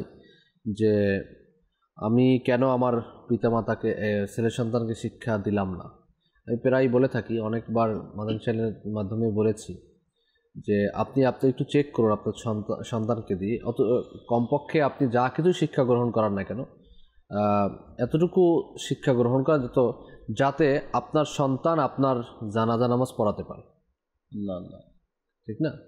তো যখন এতটুকু সন্তান ইলমে দ্বীন শিক্ষা অর্জন করতে পারবে যে আমি জানাজা নামাজের ইমামতি করতে পারবো, তখন সে অটোমেটিক্যালি নামাজের ইমামতিও করতে পারবে। এখন এগুলো শিখতে হলে যে মাদ্রাসায় যেতে হবে এমনটাও নয়। মাদ্রাসা ছাড়াও এই দাওয়াত ইসলামীর যে উন্মুক্ত বিশ্ববিদ্যালয়, দাওয়াত ইসলামীর মধ্যে মাদানী কাফেলা রয়েছে, আমাদের 63 দিনের কোর্স হয়ে থাকে, এখানে কোরআনুল কারীম শিক্ষা দেওয়া হয়। মাদ্রাসাতুল মদিনা বালিগান, প্রাপ্ত বয়স্কদের মাদ্রাসা রয়েছে, এখানে শিক্ষা দেওয়া হয়। আমাদের আপনার 900 জামিয়াতুল মদিনা রয়েছে, যারা ব্যবসায়ী রয়েছে, যারা আপনার দুনিয়াবি শিক্ষা শিক্ষিত, তাদেরকে আলিম বানানোর জন্য 6 বছর মেয়াদি আমাদের কোর্স। মাশাআল্লাহ। তো এর মধ্যে যদি আমরা নিজেকে বিলীন করে দেই ইলম শেখার জন্য, দেখুন আমরা যতটুকু সময় অন্যভাবে খরচ করে ফেলি, এই টাইমগুলোকে ওয়েস্ট না করে আমরা যদি ইলমি দ্বীনের মজলিসে এসে বসি, ইলমি দ্বীন শেখার নিয়ত করে নিই, দেখবেন যে ইনশাআল্লাহ এর মধ্যে বারাকাত আল্লাহ পাক ঢেলে দিবেন। ইনশাআল্লাহ আমাদেরকে আল্লাহ পাক রাস্তা দেখিয়ে দিবেন যে এভাবে করো, এভাবে করো। কিন্তু আপনাকে আমাকে হিম্মত করতে হবে, আপনাকে ইলমি দ্বীন শেখার জন্য চেষ্টা করতে হবে। যদি আমরা চেষ্টাই না করি তাহলে আমরা শিখবো কি? যেমন হাদিসে পাকের মধ্যে এটাও আসছে যে ইলমে দ্বীন শুধুমাত্র অর্জন হয় কৌশিসের মাধ্যমে, কৌশিস করে ইলমে দ্বীন শিখতে হয়, চেষ্টার মাধ্যমে, তালাশের মাধ্যমে।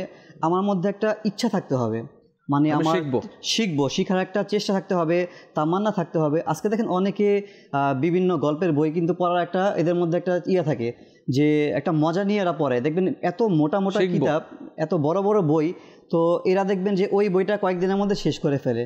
কিন্তু ছোট ছোট আমাদের রিসালা বা কোরআনে পাক বলি, হাদিসের গ্রন্থগুলি বলি, এই শেখার কিন্তু আমাদের ইচ্ছা নাই। তো এর জন্য বলা হয়েছে ইলমে দিন শেখার কিছু কৌশল, যেমন তালাশ করতে হবে, প্রশ্ন করার মাধ্যমে ইলম শেখা যায়। যে আমি জানি না, জানার মাধ্যমে, প্রশ্ন করার মাধ্যমে ইলম অর্জন করা যায়। প্রশ্ন করতেও ইলম দরকার, ইলমের প্রয়োজন হয়, প্রশ্ন করতেও ইলম দরকার। দেখেন ইরশাদ ফরমান, তোমাদের পক্ষে যাদের সম্ভব তারা আলিম হয়ে যাও, যদি আলিম না হতে পারো আলিমের শরাপন্ন হও, আলিমের কাছ থেকে ইলম অর্জন করো। যদি সেটাও না পারো তাহলে আলিমকে মহব্বত করো, যদি সেটাও না পারো চতুর্থ, তাহলে তোমার জন্য দুর্ভাগ্য। অর্থাৎ আল্লাহ রাসূল সাল্লাল্লাহু আলাইহি ওয়াসাল্লাম হাদিসের সারাংশ অনুযায়ী ভাবমূর্তি হচ্ছে এটাই যে আমাদেরকে ইলমের সাথে সম্পৃক্ত থাকতে হবে, ওলামাদের সাথে সম্পৃক্ত থাকতে হবে। তাহলে এটা আমার আপনার জন্য যে ইহকালীন যে আমাদের জীবন ব্যবস্থা, এটা সহজতর হবে। আজকে আমরা ঠেকাই পড়ে আলিমদের কাছে যাই, আগে কেন আমরা যাই না?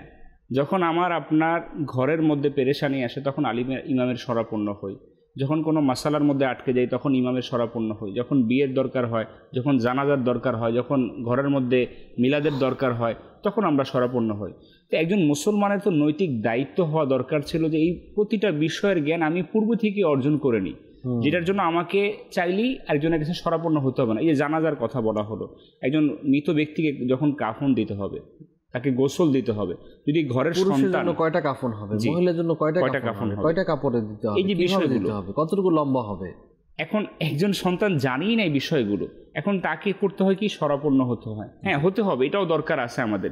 কিন্তু যদি এমনটা হয় আমাদের সোসাইটির মধ্যে, আমাদের সমাজের মধ্যে, মুসলমানের মধ্যে, যে আমরা এই বিষয়গুলো যেগুলো আমাদের মধ্যে ফরজ শিখা, আমাদের জন্য ফরজের ইলম যেগুলো রয়েছে, এগুলো আমরা শিখাই সন্তানদেরকে। আল্লাহ সুবহানাহু ওয়া তাআলা কোরআনুল কারীমের মধ্যে সূরা মুজাদালার মধ্যে ইরশাদ ফরমান, তোমাদের মধ্যে যারা ঈমানদার এবং যাদেরকে ইলম দান করা হয়েছে, আল্লাহ তাআলা তাদের সম্মানকে সমুন্নত করেছে। সুবহানাল্লাহ। তো এখানে আল্লাহ সুবহানাহু ওয়া তাআলা জ্ঞানীদেরকে আল্লাহ সম্মানিত করেছেন, দুনিয়াতেও সম্মানিত করেছেন, পরকালেও সম্মানিত করেছেন। সাহাবায়ে কেরাম আলাইহিমুর রিদওয়ান, ইনাদের মধ্যে যে ইলমের আকাঙ্ক্ষা, ইলমের ক্ষুধা ছিল, এটা যদি আমরা পড়ি, আমরা যদি জানি, তাহলে হয়তোবা আমাদের অন্তরের মধ্যে কিছুটা ইলমের আগ্রহ সৃষ্টি হবে। আব্দুল্লাহ ইবনে আব্বাস রাদিয়াল্লাহু তাআলা আনহু তিনি বলেন যে হুজুর করিম সাল্লাল্লাহু আলাইহি ওয়াসাল্লাম জাহিলি জিন্দেগির সময় আমার বয়স কম ছিল, আমার বয়সটা কম ছিল। তো আমি একবার এক আনসারি সাহাবি, ছোট আমার মতো বয়সী, তাকে বললাম একটা কাজ করি, চলো তুমি আর আমি মিলে আসহাবে রাসূল যারা আছে ইনাদের কাছ থেকে আমরা ইলম অর্জন করি। তো ওই আনসারি সাহাবি বলল যে কেমন কথা তুমি বললে, যে এত সাহাবায়ে কেরামের হায়াতের জিন্দেগি উপস্থিতির মধ্যে মানুষ তোমার কাছে আসবে ইলম অর্জন করার জন্য। তো যখন এই কথা বলল আব্দুল্লাহ ইবনে আব্বাস রাদিয়াল্লাহু তাআলা আনহু, তিনি মনে মনে ধ্যান করে নিলেন, যে এটা নিয়ত করে নিলেন যে একে আমি ছেড়ে দিই, আমি আমার যে নিয়ত রয়েছে এটার উপর আমি প্রতিষ্ঠিত থাকি। তো তিনি করলেন এটাই, ইনি ইলম তালাশ করার জন্য সাহাবায়ে কেরামের ঘরের মধ্যে শরাপন্ন হতেন। তিনি বলেন যে আমার এমনও দিন গিয়েছে যে আমি শুনেছি অমুক সাহাবীর কাছে ওই রেওয়ার্ডটি রয়েছে, তিনি ওই সাহাবীর ঘরের দরজার মধ্যে পৌঁছে যেতেন। যদি দেখতেন যে তিনি ঘুমিয়ে আছেন, ওই অবস্থায় তিনি কি করতেন, তার চাদরকে বালিশ বানিয়ে ওই দরজার মধ্যে শুয়ে পড়তেন যতক্ষণ পর্যন্ত তিনি না উঠতেন। এমন অবস্থা হয়েছে যে সূর্যের আলো তার চেহারাকে পুড়িয়ে দিত। কেন? তার নিয়ত ছিল এটাই যে আমি ইলম তালাশ করব। ওই রোদ, ওই কষ্ট তাকে সেখান থেকে বিমুখ করতে পারতো না। যখন ওই সাহাবী রাসূল তিনি উঠতেন, যখন দেখতেন যে হুজুর করিম সাল্লাল্লাহু আলাইহি সাল্লামের চাচাতো ভাইয়ের সন্তান এখানে শায়িত, তিনি কম্পন সৃষ্টি হয়ে যেত, বলতো আপনি কেন এখানে এভাবে শুয়ে আছেন? আমি শুনেছি আপনার কাছে ওই ইলম রয়েছে, ওই হাদিসের রেওয়ার্ডটি রয়েছে, তো আপনি আমাকে বলতেন, আমি আপনার কাছে চলে যেতাম, তা আপনি কেন কষ্ট করেছেন? না, এটার জন্য না, ইলমের জন্য আমাকেই তালাশ করতে হবে, আমাকেই দৌড়াতে হবে। তো তিনি তখন সেই ইলমটাকে তালাশ করে নিতেন। যখন সাহাবায়ে কেরাম আলাইহিমুর রিদওয়ান ইনারা যখন আস্তে আস্তে ওফাত নিতে লাগলেন, তখন আব্দুল্লাহ ইবনে আব্বাস রাদিয়াল্লাহু তাআলা আনহু, ইনার অবস্থা এমন হলো, সকল মদিনাবাসী, সকল কুরাইশবাসী আব্দুল্লাহ ইবনে আব্বাস রাদিয়াল্লাহু তাআলা আনহু ইনার শরাপন্ন হয়ে গেলেন, কেননা তার কাছে ওই হাদিসের ইলম ছিল। তখন ওই আনসারি সাহাবী তিনি অবাক হয়ে গেলেন। হ্যাঁ, সেদিন তো তিনি ঠিকই বলেছিলেন যে ইলমের দরকার রয়েছে। আসলে ইলম এমন একটা বিষয় যেটা হচ্ছে, দেখেন মানুষ সম্পদ অর্জন করে, ইলম অর্জন করে, একটা সময় গিয়ে মানুষকে সম্পদকে নিজেকে সেভ করতে হয়, আর ইলম মানুষকে সেভ করে। আপনার সম্পদ যখন বেড়ে যাবে তখন এই সম্পদ আপনাকে নয় কোনো জায়গায় ডিপোজিট করতে হবে, কোনো লকারের মধ্যে লকারেজ করতে হবে, অর্থাৎ যেভাবে হোক তার সেফটি করতে হবে। আর ইলম যখন আপনি বেশি থেকে বেশি অর্জন করবেন, ও ইলম আপনাকে সেভ করবে ইহকাল জীবনে, পরকাল জীবনে। এখানে একটা অ্যাড করব যে সম্পদ অর্জন করার কথা তো হচ্ছে, সম্পদ অর্জন করার ক্ষেত্রে ইলমের প্রয়োজন হয়, ইলমের প্রয়োজন হয়। কিভাবে? হালাল না হারাম, হারাম না হালাল।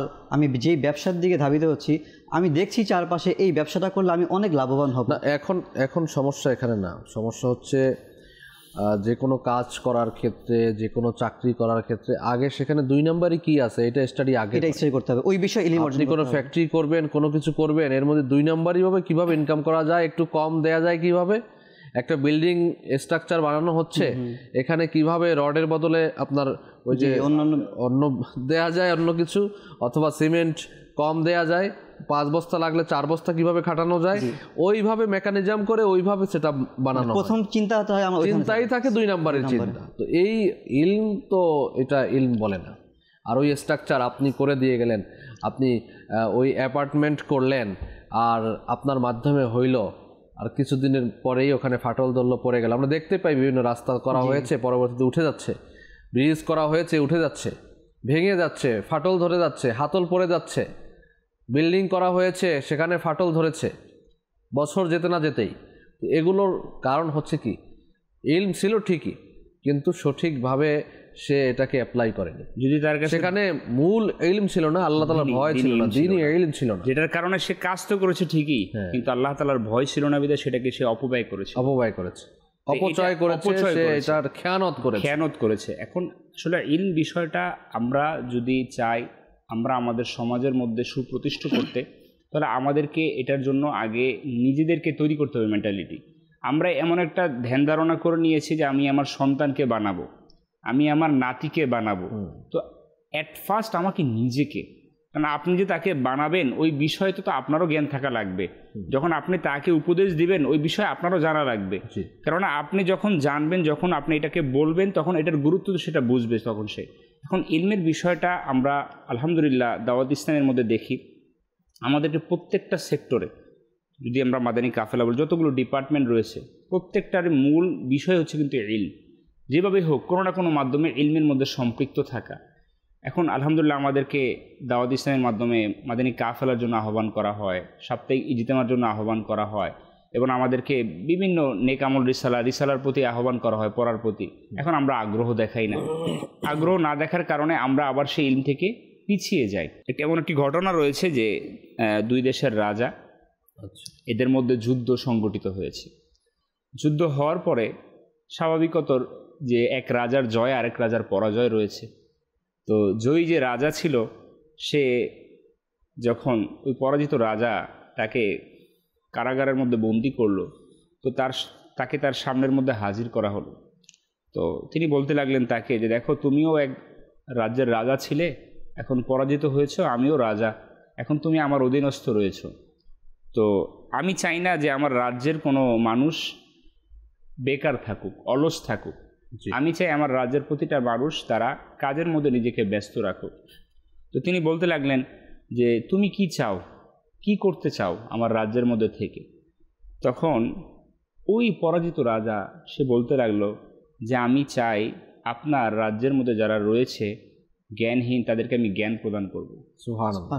তো ওই জয়ী বাদশাহ সে আসনের মধ্যে উপবিষ্ট হয়ে বলতে লাগলো তুমি আবারও বাদশাহী চাচ্ছ, তুমি আবারও বাদশাহী চাচ্ছ। অর্থাৎ তিনি এটা বুঝাতে চাচ্ছেন যে ইলম প্রদান করা এটা একটা বাদশাহী, এটা বাদশাহের মর্যাদাপূর্ণ একটা সম্মানজনক একটা কাজ, ইলম দান করা।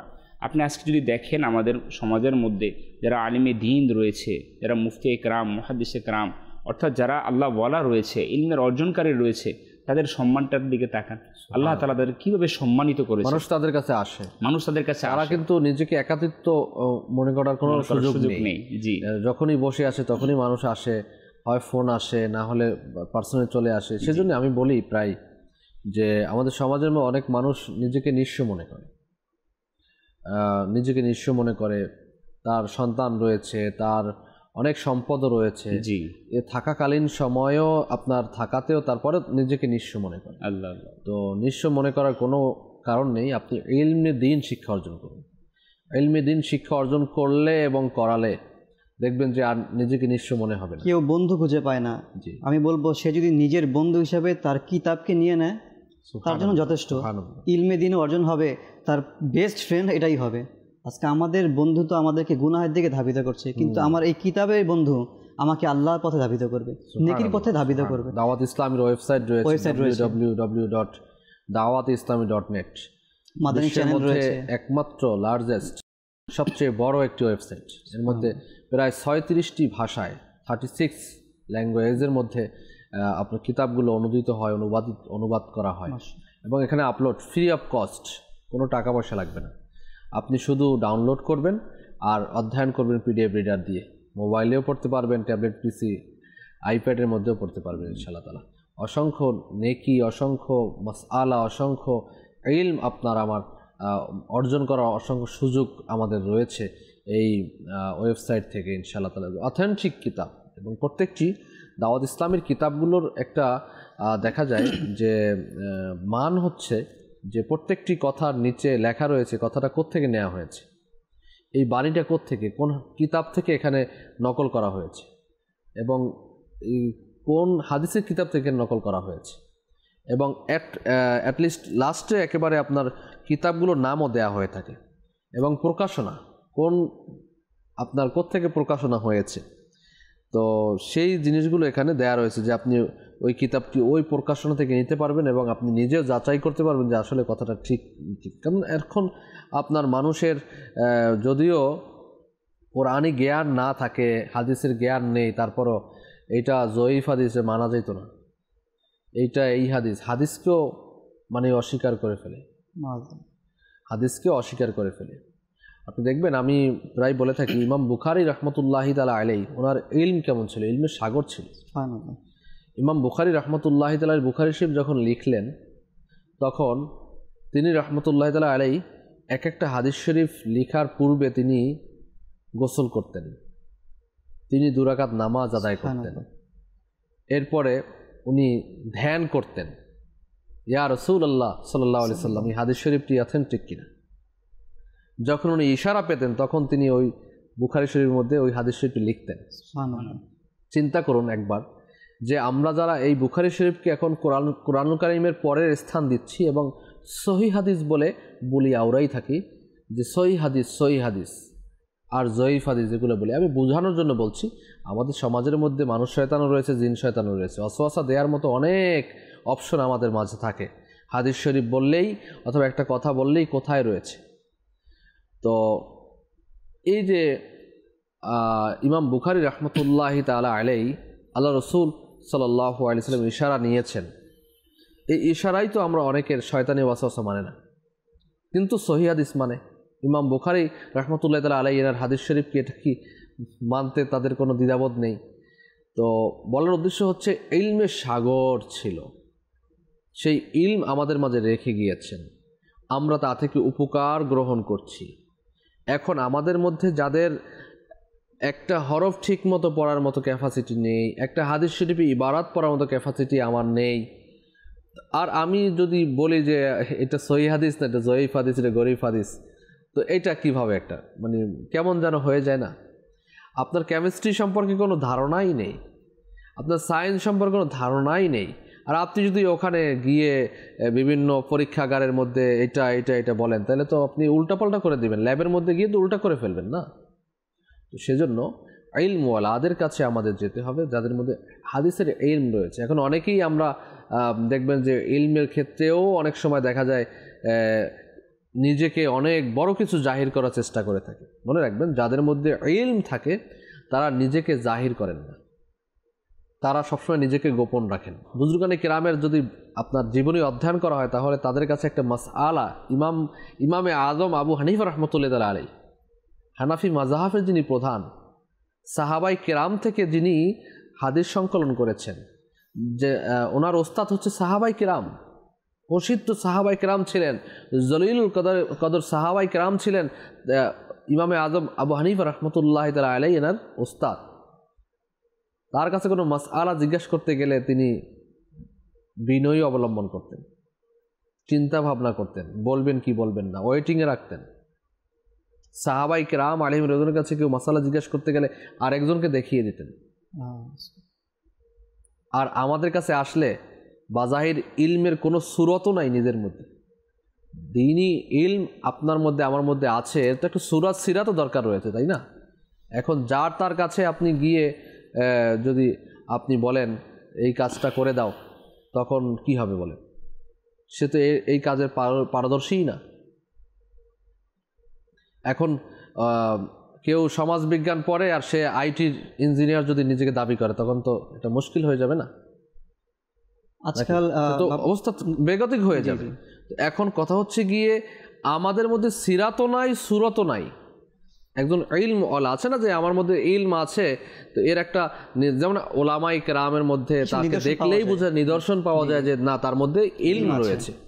আমরা তার কাছে যাই, তার কথা শুনি এবং শুনি। এখন দেখা যায় যে তার মধ্যে কোনো নিদর্শনই নেই, আমরা তার থেকে গ্রহণ করতেছি সহিহ হাদিস, এটা সহিহ হাদিস, এটা জয়ীফ হাদিস। অথচ এই সহিহ এবং জয়ীফ যে আমরা হাদিস বলি, এটা বলার ক্ষেত্রেও এটা মানদণ্ড আপনি আমি নির্ধারণ করিনি, মুহাদ্দিসিন কিরামই নির্ধারণ করেছেন। আল্লাহ তাআলা আমাদেরকে বুঝার আমল করা তৌফিক দান করুন। দর্শক শ্রোতা, এজন্য ইলম অর্জন করা জরুরি। আমির আলী সুন্নাত দামাত বরকাতুল আলিয়া বলেন যে ফরজ ইলম আমাদের জন্য এটা অর্জন করা জরুরি। বাপু, আবার নিজে নিজে যদি আমরা ইলম অর্জন করি, সেখানেও দেখার বিষয় আছে। এখন আমি আপনি জেনারেল শিক্ষায় শিক্ষিত, এখন হুট করে যদি আমি আপনি কোরআনের তাফসির নিয়ে বসি এবং যদি সেটা আমি আপনি অর্জন করার চেষ্টা করি, এখানে বিষয় আছে অনেক কিছু। ওস্তাদ দরকার। এখানে আল্লাহ তাআলা তো ডাইরেক্ট বলেই দিয়েছেন যে তোমরা জ্ঞানীদের শরণাপন্ন হও, যারা জানে তাদের নিকট তোমরা যাও। হ্যাঁ, আল্লাহ তাআলা এটাও, আল্লাহ রাসূল সাল্লাল্লাহু আলাইহি ওয়াসাল্লাম এটাও বলেছে তোমরা বড়দেরকে সম্মান করবে এবং বড়দের কাছে তোমরা জানতে চাও। অর্থাৎ এটা এখান থেকে ইঙ্গিত রয়েছে এটাই, যারা জ্ঞান এর দক্ষতা রাখে, যারা জ্ঞান রাখে, আমরা তাদের কাছে তাদের নিকট যাব। এখন আমরা অনেক সময় মাসালার বিষয় যাকে দেখে আমরা দাড়ি টুপিওয়ালা তাকে আমরা জিজ্ঞাসা করে ফেলি। এখন আবার আরেকটা সমস্যা হয়েছে, আপনার ইন্টারনেটের যুগ, গুগল ইঞ্জিন রয়েছে, গুগলের মাধ্যমে সার্চ করে ফেলি, সার্চ করে ফেলি, ওখান থেকে বের করে আমরা কিয়াস করে ফেলি। এই করে কিয়াস কে করতে পারবে, এই জ্ঞানও তো আমাদের নাই যে একটা মাসআলার কিয়াস কে করতে পারবে। আপনি আমি, আমাদের তো করার অনুমোদনই নেই। কিয়াস করার একটা মানে নর্মাল যারা আলিম এদিন অথবা মসজিদের ইমাম সাহেবেরও অনুমোদন নাই। এর মধ্যে পার্টিকুলার একটা পার্ট রয়েছে যে কে কিয়াস করতে পারবে, কে মাসআলা বলতে পারবে। এটা আমাদের মধ্যে মানে আমাদের এখন এহতিয়াত, যেটা সতর্কতার যে বিষয়গুলো রয়েছে, এই যে একটা আল্লাহ তাআলার ভয় আমাদের মধ্যে অনেক অংশে চলে গিয়েছে। আল্লাহ পাক বাস হেফাজত করুক। সময়ের অভাব, দর্শক আমাদের বাস যাই কিছু বলি না কেন, আমাদের ইলম শিক্ষা অর্জন করা দরকার। ইলম আমরা শিক্ষা অর্জন করব। মুহাক্কিক যারা আলিমে দ্বীন ছিলেন এবং ছিল তাদের জন্য, আর এবং যাদের মধ্যে ইলম রয়েছে তারা কিন্তু বিশেষ তর্কে জড়ায় না। যাদের মধ্যে ইলম রয়েছে, কেন বুঝে যায় যে এই ইলম অনুযায়ী কথা বলা হচ্ছে। মূর্খ ব্যক্তিরা এই সম্পর্কে ধারণা নেই, এখান থেকে একটু, ওখান থেকে একটু, ওখান থেকে একটু, তর্কের মধ্যে একটু নিয়ে এখন সে তর্ক করবে, সে নিজেকে জাহির করবে যে আমি অনেক ইলমওয়ালা, আমি এই বিষয় সম্পর্কে অনেক জানি। এটা আমাদের একটা স্বভাব হয়ে গেছে। দুনিয়াবি ইলম এটা অল্প না, যদি বেশি না হয় চুপ থাকে। ধর্মীয় যদি অল্প থাকে, ওইটাইতে মনে হয় আমার কাছে বেশি আছে, তখন বেশি তো। এটাও কিন্তু শয়তানের একটা ওয়াসওয়াসা। শয়তান তো কম ইলমের মালিক ছিল না, ঠিক না? সে তো মুআল্লিমুল মালাইকা হয়েছে, ফেরেশতাদের ওস্তাদ ছিল। আর সেখান থেকে সে আপনার মুরতাদ হয়ে গেছে, বিতাড়িত হয়ে গেছে অহংকারের কারণে। তো বুঝতে হবে যে তারও ইলম কিন্তু কম ছিল না। সেও শয়তানও আমাদেরকে তার ইলম দিয়ে আমাদেরকে ধোঁকা দেওয়ার চেষ্টা করে। তো দর্শক শ্রোতা, এজন্য আমাদের বলার উদ্দেশ্য হচ্ছে যারা ইলমওয়ালা ছিলেন তারা আমাদেরকে কিতাব লিখে গিয়েছেন এবং এখনও যারা তাদের অনুকরণ করছেন তাদের কাছ থেকে আমরা ইলম শিক্ষা অর্জন করি ইনশাআল্লাহ তাআলা। তাদের সোহবতে আমি আলী সুন্নাত দামাত বরকাতুল আলিয়া তৎকালীন সময়ে আপনার মুফতি ওয়াকারউদ্দিন সাহেব রাহমাতুল্লাহ আলাইহি পুরা ভারতবর্ষের মধ্যে শ্রেষ্ঠ মুফতি ছিলেন। মুফতি ওয়াকারউদ্দিন আমাদের চট্টগ্রামে জামিয়া আহমদিয়া সুন্নিয়া যে মাদ্রাসা রয়েছে এর প্রথম প্রিন্সিপাল ছিলেন। তো এনার সান্নিধ্যে 22 বছর কাটিয়েছেন, 22 বছর তার থেকে ইলম শিক্ষা অর্জন করেছে। দাওয়াত ইসলাম যিনি প্রতিষ্ঠাতা ইলিয়াস আত্তার কাদরি দামাত বরকাতুল আলিয়া, চিন্তা করে দেখুন 22 বছর তার শরণাপন্ন হয়ে তার থেকে ইলমে দ্বীন শিক্ষা অর্জন করা।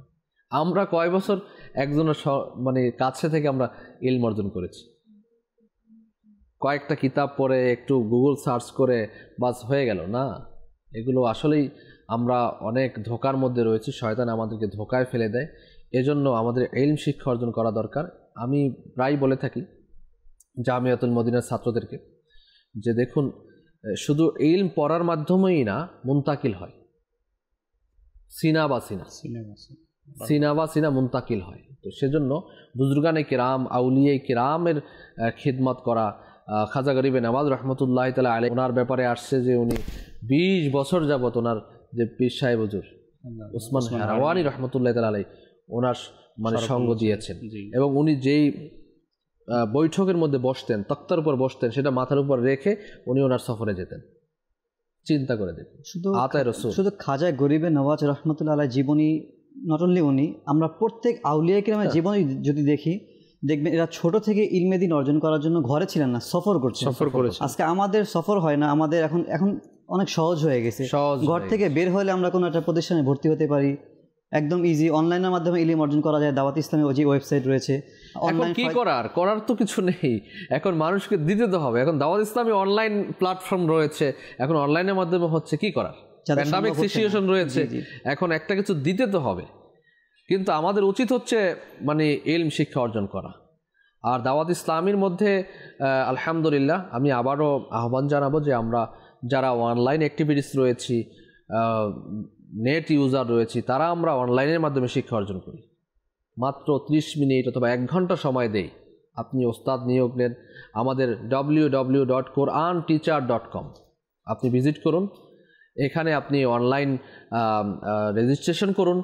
আপনি আপনার টাইম মোতাবেক, আপনি রাত 3টায় পড়বেন, 3টায় পড়ানো হবে। তাহাজ্জুদের সময় উঠবেন, এরপর পড়তে চাচ্ছেন তো কোনো সমস্যা নেই, আপনি তখন কোরআন কারীম পড়েন। তখন আপনি আমাদের প্রায় আমি এই মুহূর্তে ভুলে গেছি, অনেকগুলো 30+ মনে হয় কোর্স রয়েছে, অনলাইন কোর্স, বাহারে শরিয়ত কোর্স, আপনার নিকা কোর্স, হজ কোর্স, তারপরে আপনার ফিকহ কোর্স আছে, আরবিক গ্রামার কোর্স, অনেকগুলো কোর্স রয়েছে। আমরা এগুলো শিক্ষা অর্জন করি, রিসালা পাঠ করি, আমরা বিভিন্ন পুস্তিকা পাঠ করি, মাদানী চ্যানেল দেখি। ইনশাআল্লাহ তাআলা আল্লাহ পাক আমাদের উপর দয়া করবেন। আজকের আমাদের বিষয় ছিল ইলম। সংক্ষিপ্ত সময় আমরা কিছু বলার চেষ্টা করেছি। আল্লাহ পাক আমাদেরকে এর উপর আমল করা তৌফিক নসিব করুন। আমাদের প্রকৃত ইলমে নাফে আল্লাহ তাআলা আমাদেরকে দান করুন, আমিন বিজাহিন নবীর আমিন সাল্লাল্লাহু তাআলা আলাইহি ওয়া আলিহি ওয়াসাল্লাম। দর্শক শ্রোতা, আজ এ পর্যন্তই। সাথেই থাকুন, দেখতে থাকুন মাদানী চ্যানেল বাংলা। আসুন আমরা দাঁড়িয়ে সালাতু সালাম পেশ করি। মুস্তাফা জানে রহমত পে লাখো সালাম, শমঈ বজ মে হিদায়ত পে লাখো সালাম, গৌসে আজম ইমাম তো কাवन्नो का जलवाए शाने कुदरत पे लाखों सलाम, ख्वाजाए ख्वाजे गाल ख्वाजा गरीबे नवाज, उस मोइनो दीनो मिल्लत पे लाखों सलाम, डाल दी कल्ब में अज़मते मुस्तफ़ा, सैयदी आला हज़रत पे लाखों सलाम, फैज़ से जिनकी जिनके लाखों नमाजी बने फैज़ से, जिनके लाखों इमाम सजे उस अमीर अहले सुन्नत पे लाखों सलाम। मुस्तफ़ा जाने रहमत पे लाखों सलाम। शम्अ बज़ में हिदायत पे लाखों सलाम। अस्सलामु अलैका या रसूलल्लाह व अला आलिका व अस्हाबिका या हबीबल्लाह। सुब्हानकल्लाहुम्मा व बिहम्दिका ला इलाहा इल्ला अंता अस्तगफिरुका व अतूबु इलैक। सुब्हानकल्लाहुम्मा व बिहम्दिका ला इलाहा इल्ला अंता अस्तगफिरुका व अतूबु इलैक।